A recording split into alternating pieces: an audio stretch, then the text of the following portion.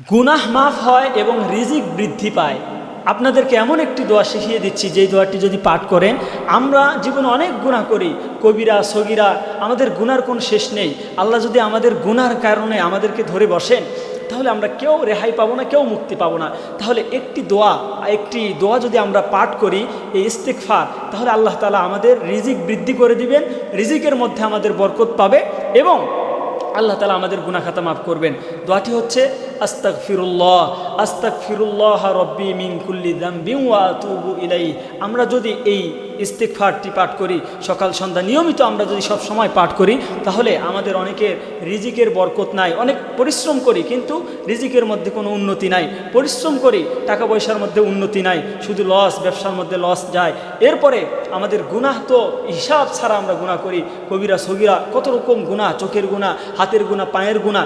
যদি আল্লাহ আমাদেরকে ধরে বসেন, তাহলে আমরা কেউ রেহাই পাবো না, কেউ মুক্তি পাবো না। তাই আমরা দৈনিক আস্তাগফিরুল্লাহ আস্তাগফিরুল্লাহ নিয়মিত এটা পাঠ করব, সকালে, দুপুরে, রাতে, যখনই সময় পাই। বিশ্বনবী সাল্লাল্লাহু আলাইহি ওয়াসাল্লাম তিনি প্রতিদিন কোন হাদিসে এসেছে 70 বারের বেশি, আবার কোনো হাদিসে এসেছে 100 বারের বেশি ইস্তিগফার পাঠ করতেন। যদিও এটা সংখ্যা, এরও বেশি তিনি পাঠ করতেন। তাহলে আমরা তার উম্মত হয়ে আমাদের উচিত আরও বেশি বেশি পাঠ করা। তাই আজ থেকে আমরা বেশি বেশি ইস্তিগফারের আমল করি। আল্লাহ তাআলা আমাদের ধন সম্পদে বরকত দিবেন এবং আমাদের গুনাহ খাতাকে মাফ করে দিবেন।